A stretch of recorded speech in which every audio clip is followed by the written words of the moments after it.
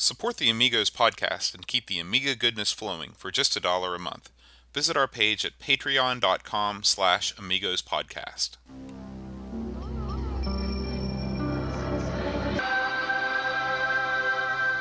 Amiga, the first personal computer that gives you a creative edge.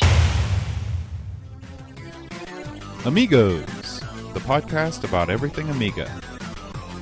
Amigos is a proud member of the Throwback Network, your home for quality retro podcasts. And now, here are your hosts, Aaron Dowdy and John Bodovkar Schaller. Hi everybody, welcome to Amigos. I'm John. And I'm Aaron. And today we're going to talk about James Pond, Underwater Agent. But before we get into it, we've got a ton of stuff to talk about. We got some great feedback from Sean Courtney from last week. He hails from Chicago. He says, my commute home via mass transit or bike takes me right past Wrigley Field. I was listening to this episode as I was biking home on Tuesday night. Hand to God, just as I was pulling up to Wrigley, it was the part when you guys were talking about the Cubs. Beautiful. And congratulations to those poor guys. They finally, I don't think that happened. Did that happen before we did the episode? I can't remember. No, it was after. Yeah, so good for them. Yeah. No, it was before, because we talked about it on the show, because Brent talked about how the Cubs had always been his favorite team. All that stuff. Yeah. That's what blocked it out when Brent was talking. That was all the feedback that we got from last week's show. A little light on the feedback, so let's move on to news. All right. We got invited, Aaron, to travel across the Atlantic Ocean and attend Amiga Ireland. Jarlath, our buddy, sent us an invitation. He even printed out special badges for us. I saw those. I was like, man. This is Amiga Ireland. It's January 21st, 2017, at the Prince of Wales Hotel. Same place it was last year. Yeah, I remember. Yep. in Athlone, Ireland.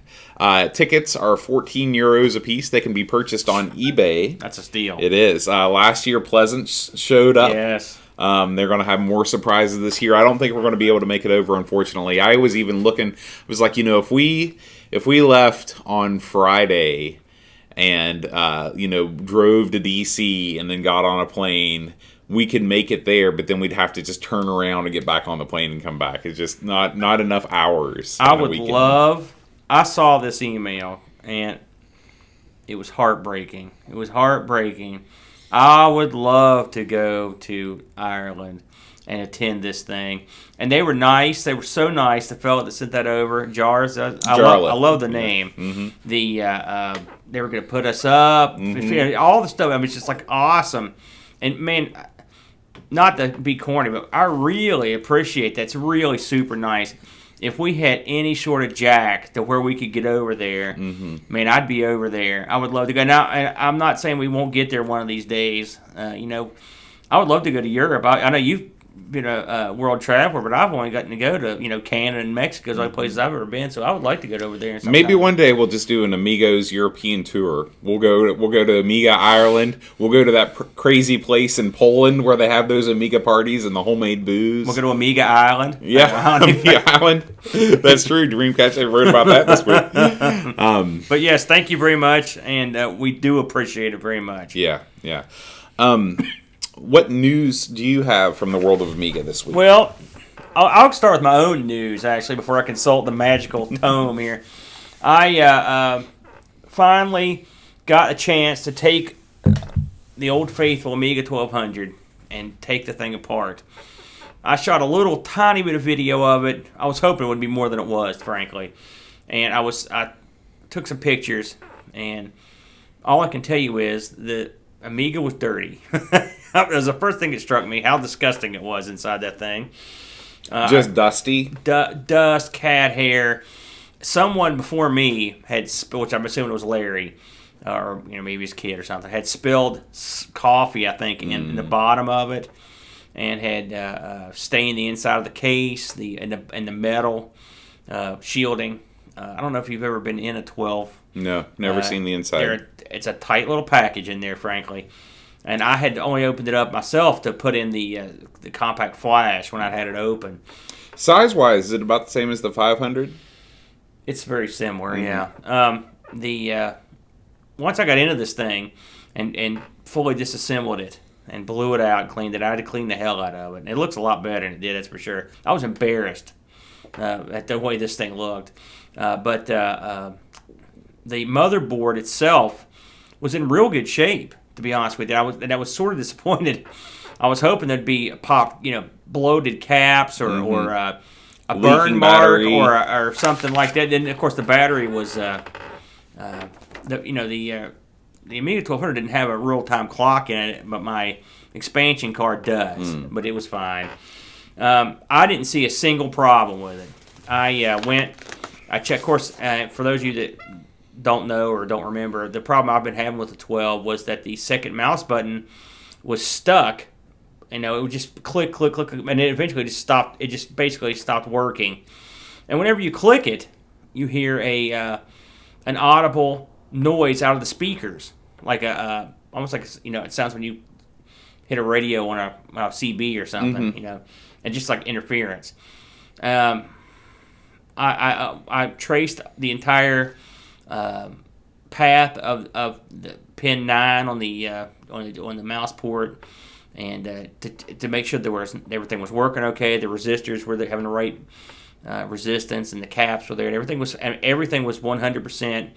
I've got a feeling that I've done some research this week, and I've seen a few other people that had this problem, the exact same problem, and I have not found one single answer to the problem.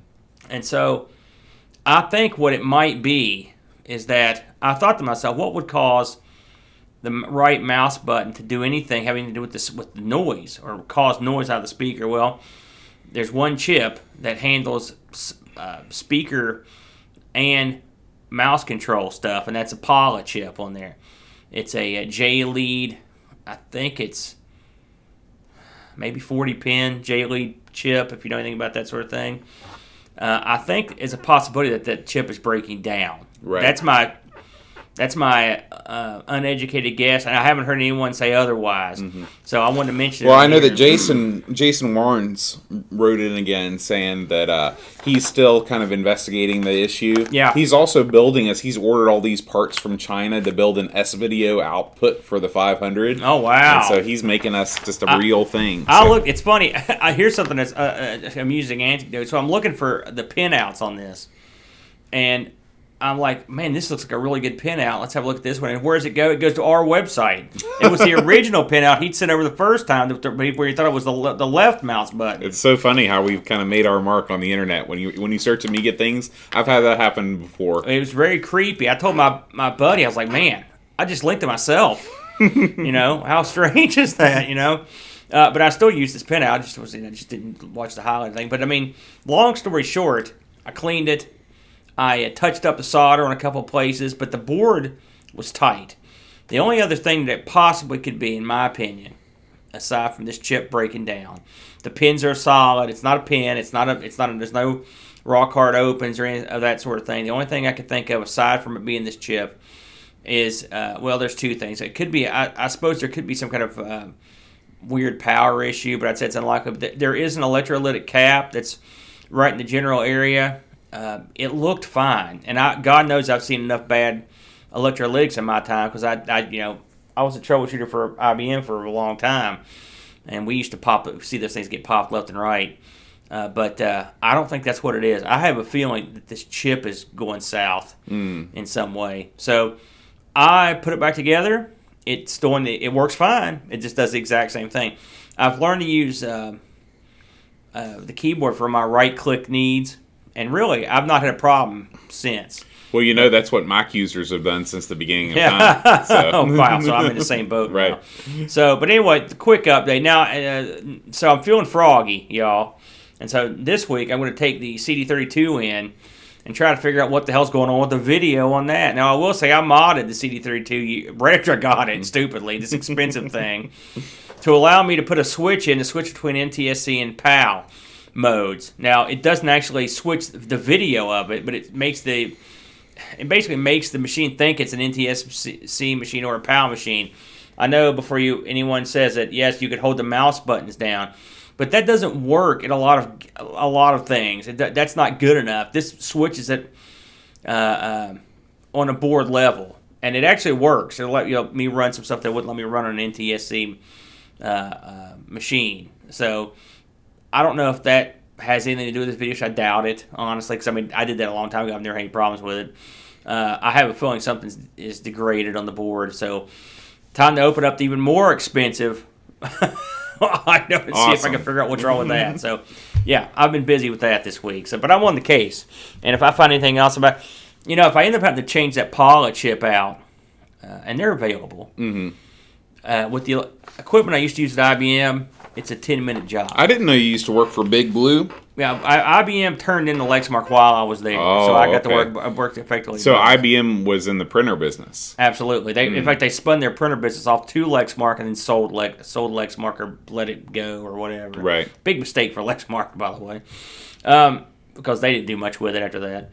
But the J-Lead chip is a monster to change without the proper equipment. I mean, it's a real monster, and I'm not looking forward to it, to be honest with you. If I have to do it, though, I'll probably do it. We've got big news, Aaron. All right. What do you After a wait of probably close to 2 months. Yes. It has arrived. The Defender of the Crown Collector's Cut Extended something. Oh boy. It's here. I've been waiting to pop this bad boy apart. So this is a limited edition 331 of 500. Nice, yes. The box is it's a well done box. Is that the way it came right there? Yeah, it came just like this. It wasn't shrink wrapped, and in fact, the sticker that was closing it was actually not sticking. It was just kind of rolled under. This thing has been through the ringer. The box arrived with almost half of the box torn off, and the bubble wrap was sticking out of the box. This thing got sent back to Sven twice because he continually put the wrong address on it. Probably not Sven's fault, but I apologize to him for having to resend it to multiple times. You think Sven hand wrote that number on it? In fact, it was the label making program that apparently was at fault. No, I mean, I'm talking about the number on the back of this. Do you think? Did Sven hand write that number? I don't know. That's a good question. It's almost like having an autograph. Yeah. And is it coming soon? Rocket Ranger on the back. Now, what do you think of the box there? We're going to give this a quick look over. Now for those of you that are listening to the podcast, just tune into the YouTube version so you can see what we're talking about here. The back of the box looks very, very good. It's just like a commercial release. I mean, it really looks great. I'll read a little bit. The age of chivalry, a time of lusty wenches. How we wish we could go back to those days. Yes. And black-hearted villains. So King Richard has been murdered and England thrown into civil war. Oh no. So inside the box, here, I'll hold that for you. We have a full-color manual. That might be a lie. A full-color cover. And this is more than just instructions for the game. This gives you a history lesson on all the different kind of aspects of Norman England. It's got history. There's a big write-up about the original Errol Flynn Robin Hood film, which apparently is really good. I've never seen it. I'm sure you've seen it. No. I think I saw it when I was a kid, but it's, Yeah. Look at a lot of Errol Flynn in my diet here recently. So there's that. Up next, look at that, you can see through it. We've got a Defender of the Crown poster. Oh yeah. This is 11 by 17, I believe, so suitable for framing. Very nice. Very nice. Goodies. Yeah. There is a Cinemaware kind of card that just talks about all their different games. You got, Three Stooges is on here. King of Chicago. Now, the thing that's interesting about this is this actually comes with all of the different ROMs for all the different systems. Beautiful. There are 3 CDs here. On the first CD is the PC CD-ROM version, the Mac, and the CD32 version. Now, did you just stick this in and it plays? You stick it in and goes. In any of these. So I could take this and put it in the CD32, fire it right up. Right. And then I'd see it. Very nice. What you got on the next CD TV version. Wow. Its own disc. Yeah. That is dedication. There can't be more than 1,000 people in the world that have one of those things. Now, wait a minute. Does the first one say CD32 on it? This one says PC, CD-ROM, Mac, and Amiga CD32. And well, we've got another CD32, so maybe that's the CD32 ROM, and this is the plug and play version. I see. Okay, that would make more sense. CD TV. Yeah. A lucky bunch, because those things cost so much money. This is a big deal for a CD TV. Good job. We've got a kind of a system. So it looks like the let's see. It says all 3 discs should boot on a regular CD-TV or CD32. Defender of the Crown 2 is on disc 2, so that second one must have been Defender of the Crown 2, maybe. I don't know how that works. Doesn't say that. It just What says about the first disc? Does the first none disc of them say Defender of the Crown 2 on it. And then the original Defender of the Crown is on disc 3 with a new extended edition intro. How do you know which one's 1, 2, and 3? Look at the cover, or look at the CD itself. Is there anything? This says CD TV Amiga, Defender of the Crown. And then this one says, let's see here. This says Defender of the Crown Amiga CD32. All right. And then this one says Defender of the Crown PC, CD-ROM, Mac, Amiga CD32. All right. Not sure about what that is all about. But apparently somewhere within these 3 discs, there are also the Apple IIgs, C64, CDI, CPS, DOS, Mac, NES, ST, and ZX Spectrum, as well as the MP3s from the soundtrack and the manual, which was included in PDF, so you can print it out. Jeez, So how would you find those? I guess you just experiment. And you put those CDs in your computer and see what happens. A slight shortcoming here, I would say. So maybe we'll do a little video. We may have to review this after all, just to figure out what the hell's going on with these exactly. discs. It's got the Apple IIgs. Yeah. So that's not what you have. That's the super nice, colorful one, isn't it? Right. It's got the Mac though.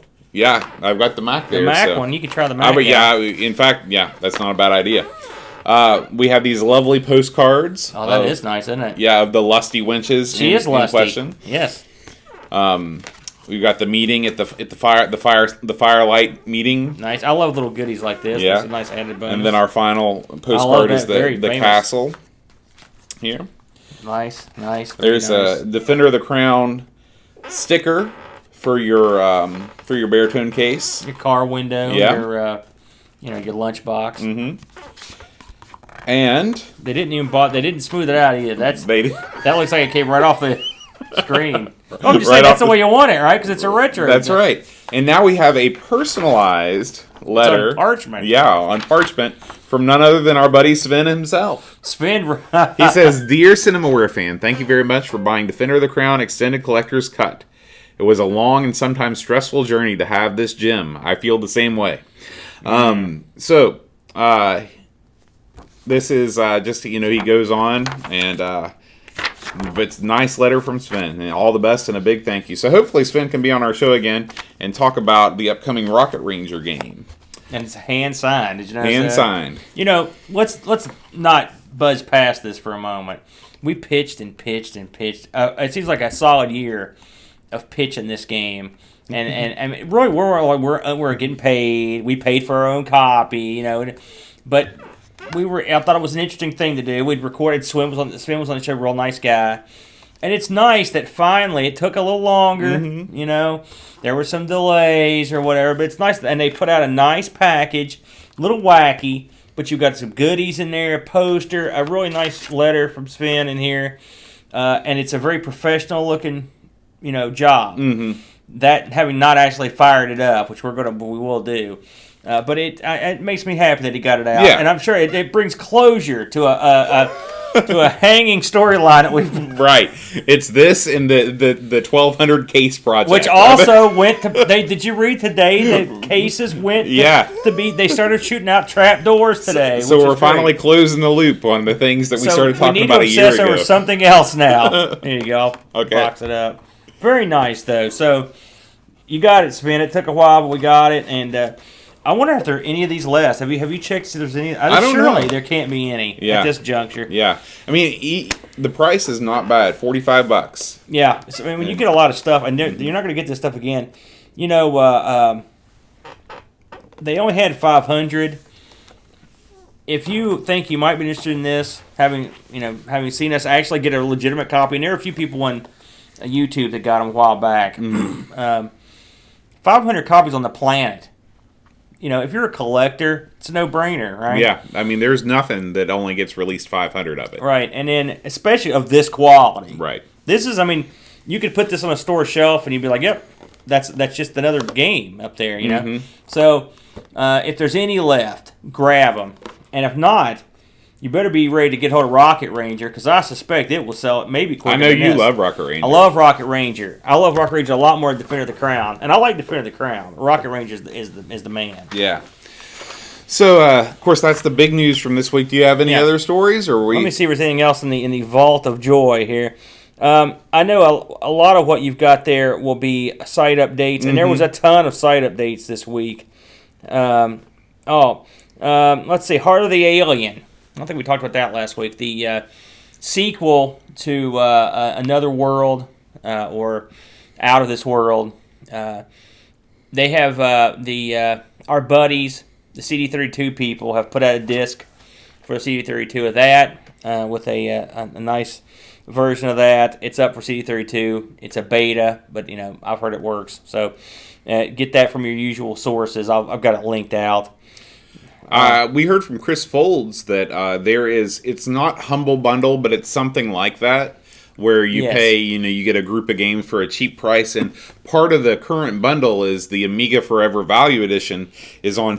That's the one you've got, isn't it? I've got I paid $10 for it. $2.50. Yeah. I'll probably pick it up, and I don't know why. Right. I honestly have no idea why I would want it. At that price, why not? And there was a lot of other stuff that came with it, though, and I wasn't sure what it was. It was demo stuff. Well, there's a bunch of games, and it's just so funny because I realize just how out of the gaming world that I am, because there's so many games that come out, especially with Steam and indies things and stuff. Yeah. You can't keep up with everything. Yeah, I agree. Folds is a busy boy this week. He put up a link for a Super Samurai Kickstarter, which was supposed to be a remake of the Amiga First Samurai, and it looked pretty good. And then he put up another update to explain that it was the new video that they'd released looked like crap. Now I watched the video; it didn't look that bad, but. Chris was he was not happy. Not happy with the progress that had been made. That is pretty much all I've got. There's a new. I will mention this. The new. I think it came out maybe 5 or 6 days ago. There's a new version of WinUAE. Supposed to be much better than the last version. And there's also a new version of FSUAE. Which is it's WinUAE with a graphic with the GUI front end on it. Sort of like. Have you used that before? I haven't hooked it up. Any of those front ends, sometimes they're kind of a bear to set up. Obviously, worth it in the end. But I saw some screenshots and it really looks good. I mean, you search through kind of a tiled list of all the game boxes and stuff like that. Yeah. And at some point in the future, I might dive into that. If I may. I wish everyone had an actual. I wish everyone could have like a 1200 or 600 with the compact flash, as opposed. Don't get me wrong, these emulators have come a long way, but they can be a bear to run. But I'm telling you, I had so much fun this week. It's been so long since I got to sit down and just screw around with the Amiga. And screw around I did. I put all kinds of cockamamie stuff. There's some weird. Amigos Plays coming out for me in the next week or so, but it was so great, and the funny thing about it is it seems so much easier to me than trying to get the emulators working. It is. And we've sat here and we're not utter fools, and just scratched our head trying to get these things to work. And I know a lot about the Amiga, and it's still hard sometimes. So if somebody comes up with a good graphical interface that works, straight up works, and the packages sometimes do a good job. We obviously didn't have the best experience, but Amiga Forever is a good outfit. I've used them in the past, and I've really thought they were handy. So for $2.50, like the one we saw, I would go for it. Yeah. Or for the new version of FSUAE. FSUAE. Give it a shot. anything to get you on board. Because, man, there's a lot of fun stuff out there, and I discover new stuff all the time. Which I guess that's the way the C64 people feel, or the Atari people. There's just so many games. We're so blessed to have had so many years of development on the machine. That it lets you. There's plenty of gems left to find. Yeah. So why don't you talk a little bit about the Amigos plays you've been putting up? I put up. Now I will. The caveat. Mine aren't as fancy as Boat's. I just basically play the game and talk about it, and you don't see me or any cool borders. I'm working on it, but I got to play. The good thing about doing those is it gets you really to go in there and look around. Because I'm trying to okay, I don't want to do this. We might cover it. This might be part of a big show. And so the ones I picked this week to do were, I did Archon 2 Adept, which is a great game, one of my favorite games on any classic computer, because the Atari had a version that was equally as fine. It was close. And Archon, the original Archon, was great. So I had a lot of fun playing that. And I also did Stunt Car Racer TNT, which is the...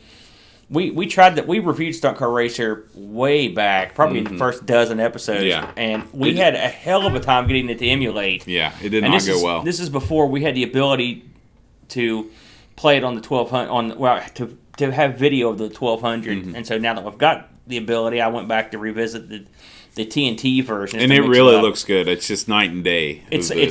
Yeah, I told. I mean, now you understand. Yeah, it's so smooth. It's such a great game, and you can watch me suck and just suck and suck again, and then you put up the new Alien Fish Finger, which, and I think you mentioned that the author had sent you a note. Right, he commented on our original YouTube Amigos Plays. I watched some of you playing it. Now, I couldn't remember what the original looked like. Was there a big difference in the way it looked? Well, that was the kind of the funny thing, is that I couldn't see any difference at all. Maybe it was just kind of changes under the hood.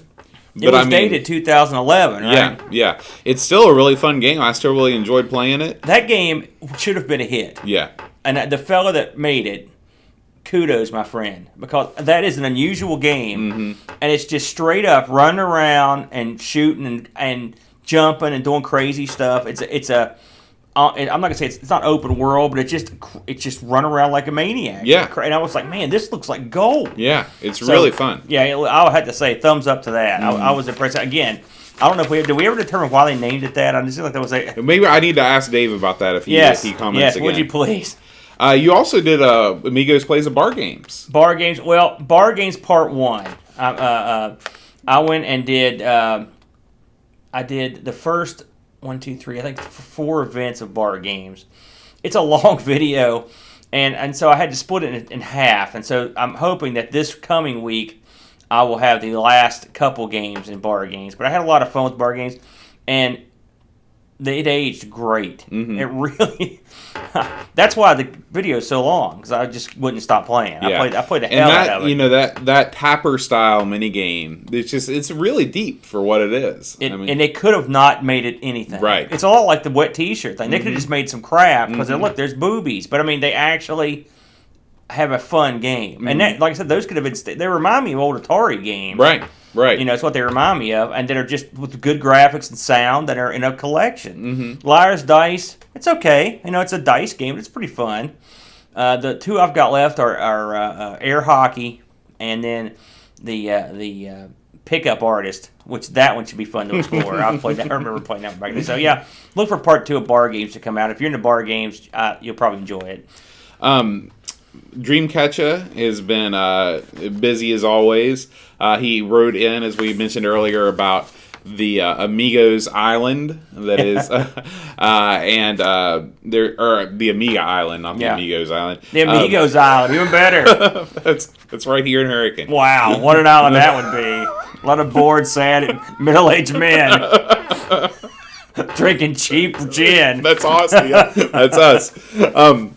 And then he also went back and, how Gary Hucker put up that Ultimate Amiga 500. Yeah. He went back and priced all of those accessories. I loved it. And that was really interesting to see. So Gary's been busy. He's writing about his Amiga 600 mouse problems and trying to troubleshoot that stuff. Yeah, Gary, I like reading his stuff. It's triumphs almost always, but he's comes across this wacky stuff. It's neat to think that he's dealing with these systems that are. I mean, they're really high end systems. And like Dreamcatcher figured out. I mean, you're not going to put together a Super Duper 500 cheap back in the day. I mean, that is, that was top money. And you had to have it to spend. And so whoever owned these machines, the fellow that left these in the attic or whatever, this guy must have been a big time money maker because he had all these expensive machines. I'd love to hear the story behind that. Maybe, I wonder if Gary knows it. I don't know if Gary knew him beforehand or if he just saw it in the paper or what. But I would love to hear how this guy got this kind of collection. And I'm sure that there are some side updates I left out. The stuff is coming out on amigospodcast.com so fast, it's hard for me to keep up and read everything. Yeah, we are really trying to make a concerted effort to match. At least I am. I'm trying to match up with our good buddies that contribute, like Will and Chris and Dreamcatcher and Greg. These guys are just machines. And Boat puts a lot of stuff out. So, and I'm starting to try to ramp it up. So I'd say for the holidays and beyond, we should have something coming up almost every day. Yeah. Check back every day. There really is something quality posted every day. All right, that's it for the side updates. Let's jump into our game, James Pond. What was that complete name? The underwater agent. What a name! So, what can you tell us about the James Pond, Aaron? Well, of course, James Pond. We reviewed the sequel to this. Way it was last Christmas because it's a Christmas themed game. It came out in 1990. It was a one disc game, and it was from an outfit. Really. The guy behind it, Chris Sorrell, right? Chris Sorrell, yeah. This was sort of his baby. The whole series was really.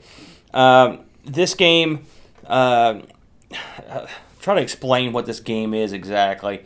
It's funny. We played it together earlier, and it's sort of a platformer.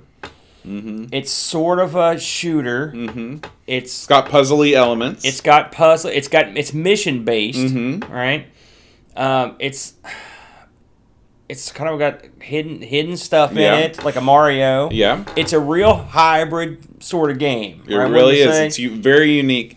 It's different than most games where you're basically just trying to work your way from the left side of the stage to the right side. That's a fact, because you're up and down and you're everywhere on this game.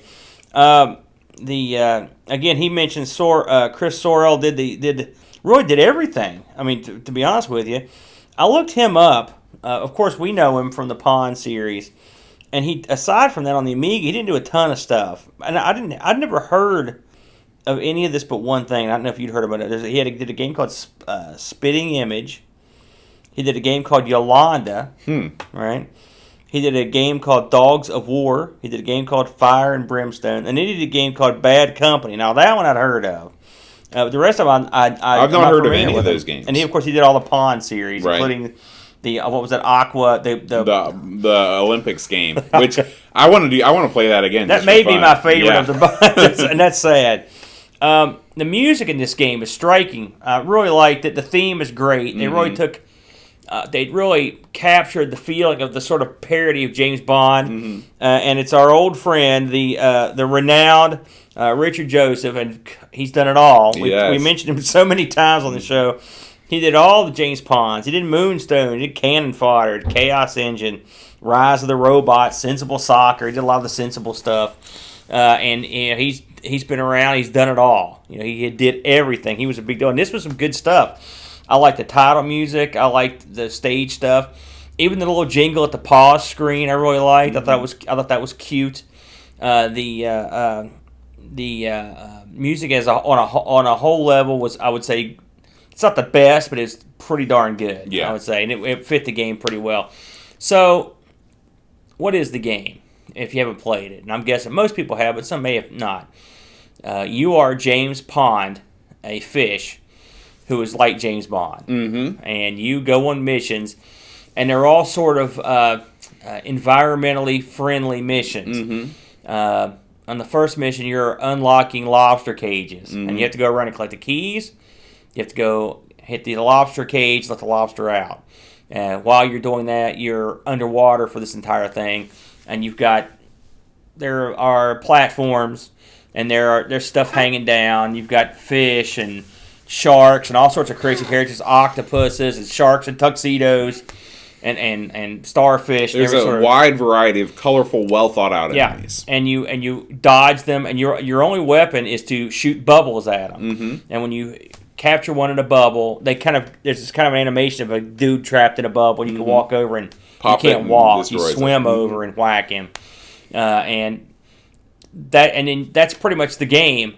But the missions make the game, and the missions are pretty diverse. You've got missions where, like I say, you have to rescue a lobster on a level. There's missions where you have to escort fish out of a toxic sea, and you have to escort them to the exit. There are levels where you have to plant dynamite to blow up an oil drilling well, I think is what it is. And there's a level where you have to save seals from polar bears, and that one you have to actually hop out of the water, and you're hopping up in the air to get on the ice. There's an interesting level where you have to shove sponges into the bottom of this leaking oil rig or oil barge, and so that was neat. So you get a lot of different missions that make it interesting. And we were talking about this earlier. It's unusual to have a mission-based game that's like this. Mm-hmm. I mean, it's quite clever. Yeah. Actually, it gives the game a lot of charm. Mm-hmm. The character himself is sort of cute and charming, little fish in a little tux, swimming around.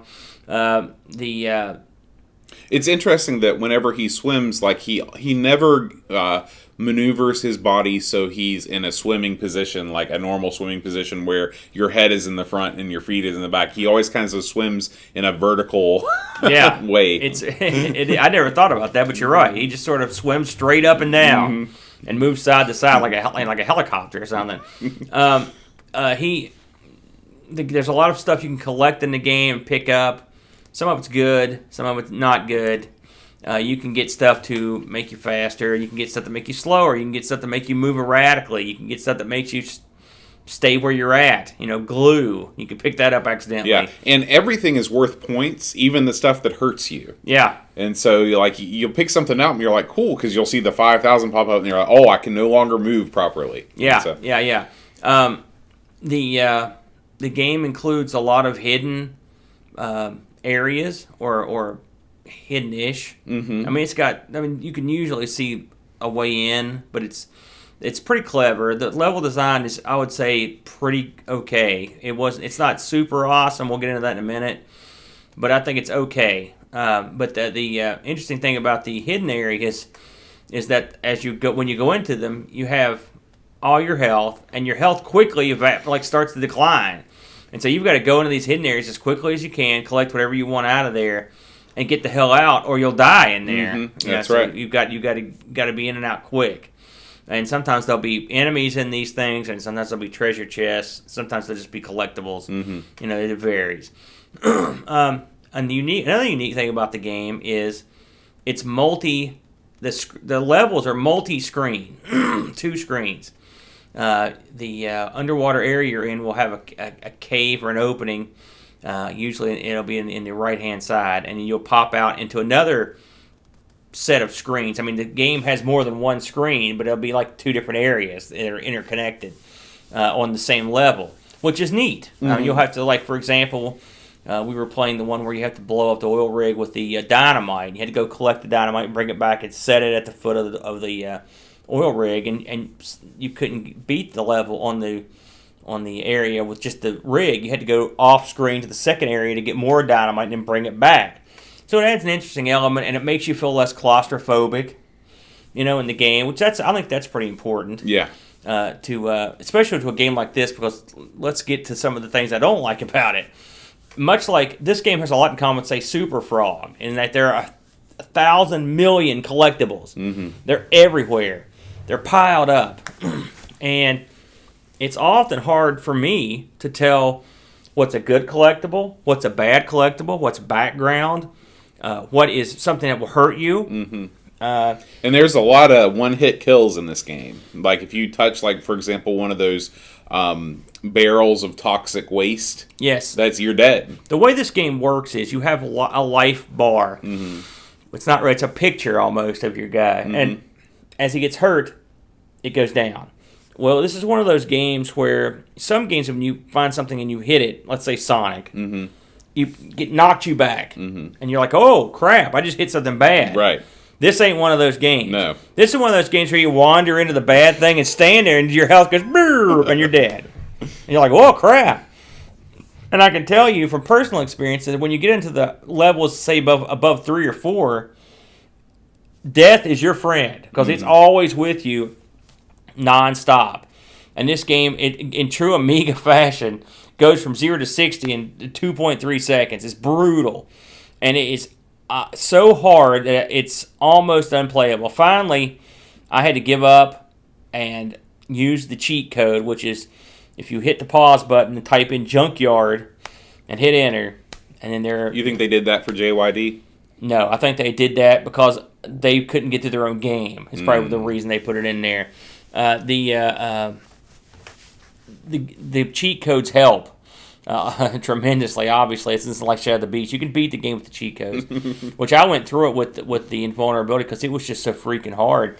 There were places where I would come on the screen and I would be dead before I knew what the hell just happened. It was that quick, and that the control in this game is a little fuzzy. I didn't have the best time controlling it. It was not as bad as Super Frog. I didn't have as much trouble, but it was, again, we were talking about this earlier. This game falls somewhere between, say, Super Frog and Zool on the controller / too much to get, level.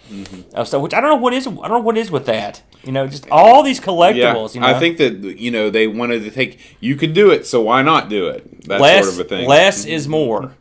Trust me on this. Less is more in this case. There's too much stuff, and unfortunately, it sort of clouds some of the more fun aspects of the game, which are exploration and stuff. Because you're not going to be exploring anything with this amount of death coming on. You're just worried where you the time limit. The time limit also works against the exploration factor too. But at the same time, the mission-based gameplay kind of necessitates it. Yeah. I mean, I can understand the time limit, but I mean, they can relax it a little. Yeah. Frankly. What did you think of it? Well, I still think it's probably in the top 5 platformers that we've done on the Amiga. Maybe even, I'd say it's probably in the top 5. It's up there with. You're gonna put this thing in the same category as, say, Addams Family. Well, no, Addams Lion's Family. Heart. Oh, it's definitely better than Lionheart. No question about it. No. Lionheart's garbage. There's Addams Family. There's this. There's Super Frog. I'd like to go back and play James Pond 2 again, just to see if. I think I preferred 2 to this. Yeah, I think that I do too, but I haven't. It's been so long since we've done it. I'd like to go back and kind of see what I think. So I might do another Amigos Plays of that just to revisit it. What other platformers have we done? I'm just trying to think. Well, we did Rainbow Islands. I guess you could consider that a platform. To me, that's almost like an arcade port, though, like Bubble Bobble. I wouldn't call that like a scrolling stage, sort of multi-area. We really haven't done that many. But I would definitely put this. This is definitely more towards the top than towards the bottom. At the bottom, I find Zool and Lionheart. They're the worst. I don't agree with you. Lionheart, I think I talked about this. I almost wanted to quit doing the podcast. I hate Lionheart so much he's so sarcastic. He actually loved Lionheart. You liar. But I feel like the way that they didn't make the stages incredibly long really helps this game a lot. It was no Turrican. Right. Where you're just lost and you're like, what am I doing? Turrican I would put up as a platformer. What about Shadow of the Beast? Come on. Shadow of the Beast. I'm asking. That's a platformer. It is a platformer. That is right. This is not as hard as Shadow of the Beast. It might be interesting for me to think about whether I like Lionheart or Shadow of the Beast more. Because they're both pretty. They're both very pretty. That's about all you can say for them. This got ported a lot. I mean, not a lot, but some. Which is funny because I knew it from the Amiga, and I knew it had ports now. But when I look back, it got pretty good coverage, really. Well, this is 1990, so this is before Super Mario World. So if you look at like 16-bit platformers, it was the original Sonic and this. Yeah. You've got our old friend, the Acorn Archimedes. Man, I'd love to play the Archimedes version of this. Atari ST. Now, I read an interview with the fellow that made this, and Chris? they did their best to get this on the ST, but apparently it's not as good. I know, stunning revelation. And the Genesis / Mega Drive, which I have played that version. Have you ever had a look at that one? No. It's okay. Okay. You know, I mean, I like the Amiga. I know that version, people were starving for kind of Mascot based. This was the era of the Mascot platformer. Yeah, and I mean, I don't know. I wouldn't say. I mean, Pond is one of the bigger games on the Amiga. When you say Sure. So I mean, it had its and it was well. You might even go so far to say that James Pond was the Mascot platformer on the Amiga. More than Zool. I'm trying to think who would be if not Pond. Yeah. It's tough. Because Super Frog didn't have any sequels. No.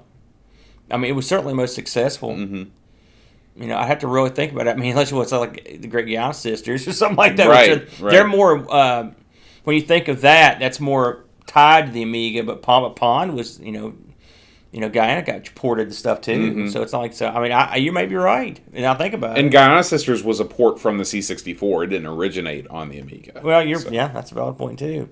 So, yeah, I guess you could be onto something there. This game reviewed pretty well back in the day. You're looking at, 80s, 90s, nothing lower than the around 70. So pretty good scores. I had to look for this on eBay, and it's rare. I mean, at least right now, anyway. I found nothing in the U.S. I found someone had sold one earlier in the year in the UK boxed for $17, which that's pretty cheap. Yeah. But, I mean, there are no more. I only found a couple of people selling the discs in the UK, and they were selling for $6 to $10 each. Mm-hmm. So it's not the easiest game to find anymore. I'm a big James Bond fan, so parts of the game amused me. The various names to different levels were pretty funny.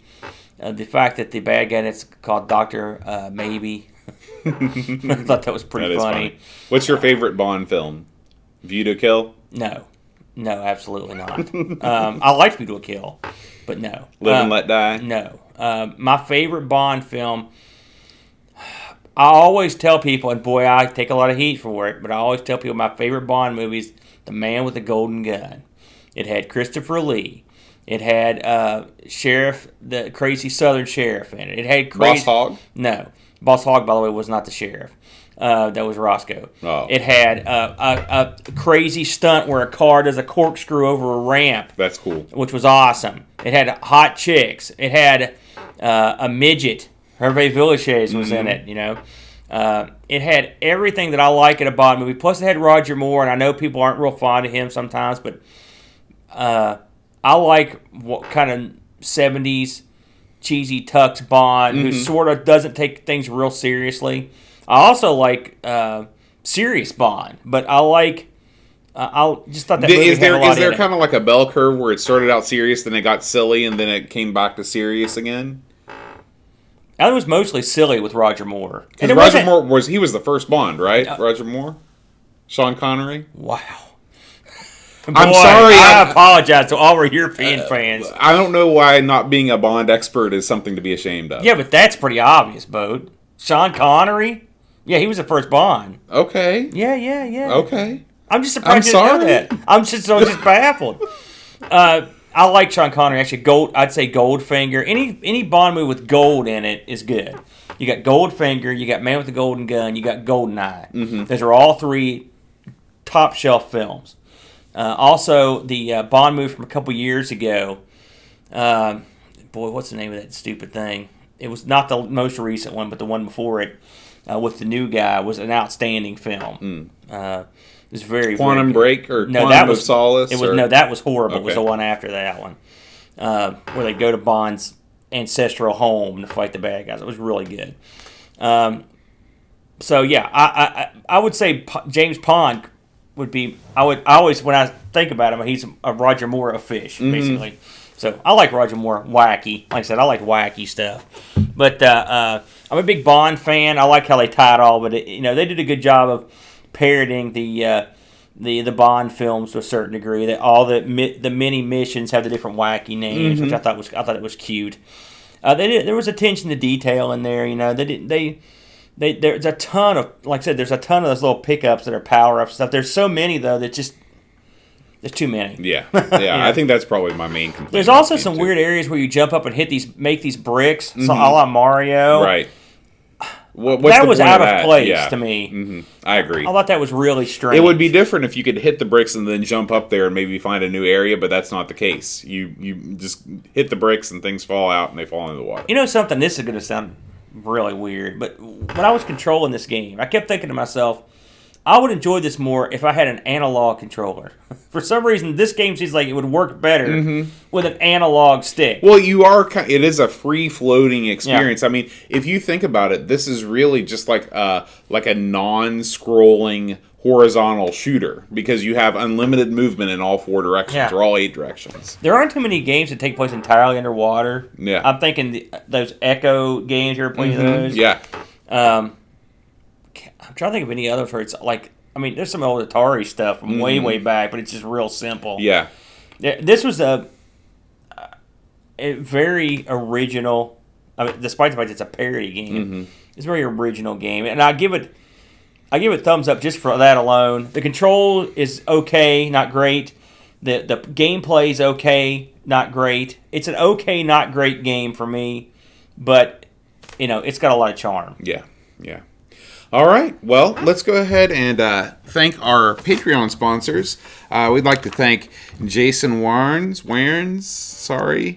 Graham Vebke, I'm not doing you favors this week, Rob O'Hara, Paul Harrington, Laurent Giroux, Jonas Rullo, Kolbjorn Barman, Tapes from the Crypt, Adam Bradley, Chris Foltz, Will Williams, Daniel Bingston, O'Brien's Retro Vintage, Chad Halstead, and Brent Dowdy.